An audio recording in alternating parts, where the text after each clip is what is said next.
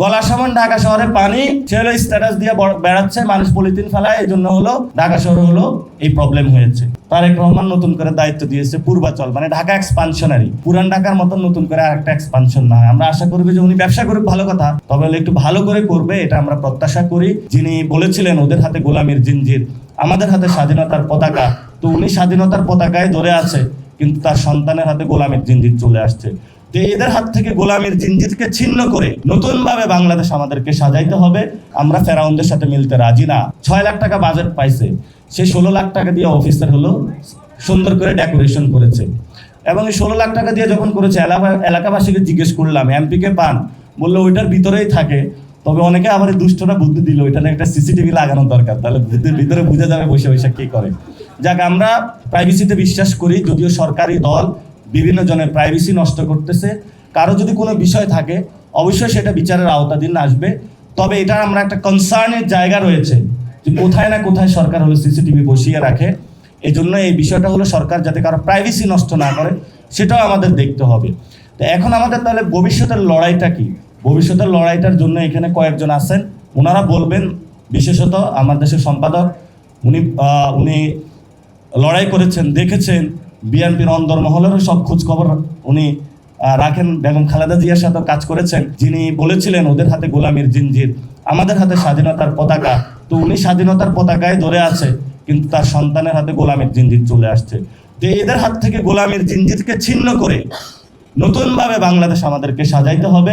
Last আমি ইরানে যেটা দেখে আসছি, ইস্পাহানে গিয়ে দেখলাম যেটা এত সুন্দর আর্কিটেকচার, তারপরে হলো কোমে গিয়ে দেখলাম এত সুন্দর আর্কিটেকচার। বাংলাদেশের যারা আর্কিটেকচার, এদেরকে শুধু ফিজিক্সে চলবে না, মেটাফিজিক্সে একটু যেতে হবে। অর্থাৎ সোর্স অফ ইন্সপাইরেশন কোথা থেকে আসে। পার্সিয়ান যারা আমাদের ভারতে এসে এত সুন্দর সুন্দর কুতুব মিনার থেকে শুরু করে এত ভবন বানিয়েছে, আমাদের চিটগং অথবা ঢাকাতে আমি যখন ওদের বিভিন্ন শহরে গিয়েছি, সব বাড়ি দেখতে একরকম, আবার মরক্কোতে যাবেন এক ধরনের সিস্টেম। আমাদের সামগ্রিকভাবে এই ধরনের নীতিমালাগুলো করা প্রয়োজন। আমাদের সোর্স অফ ইন্সপাইরেশন কি হবে, আমাদের ইকোলজি সিস্টেম কি, আমাদের সামনে ক্লাইমেট চেঞ্জে আমরা কতটুকু ভালনারেবল অবস্থায় আছি, সেখানে আমাদের কি সামনে হবে।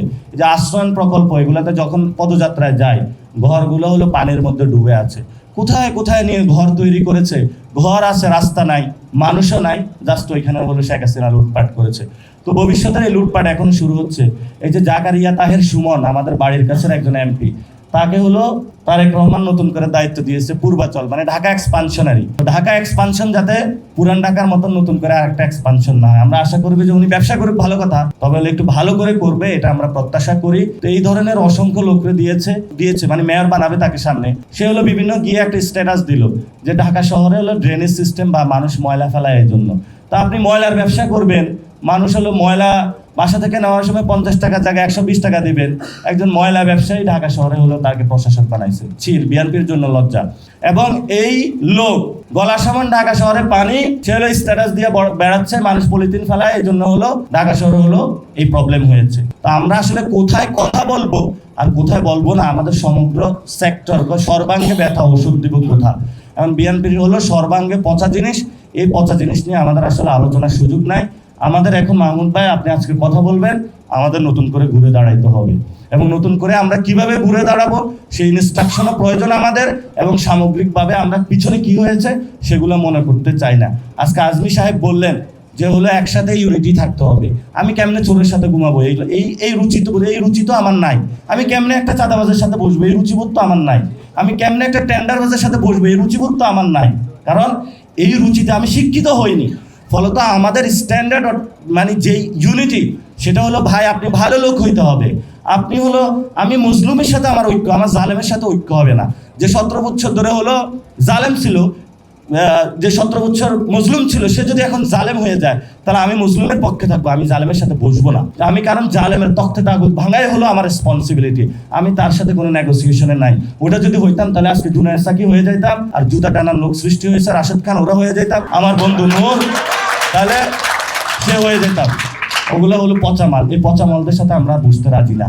আমাদের নতুন করে শুরু হবো, আমরা 2জন শুরু করব, 3জন শুরু করব, সমস্যা নাই, আল্লাহ আছে উপরে, আল্লাহ সহায়ক।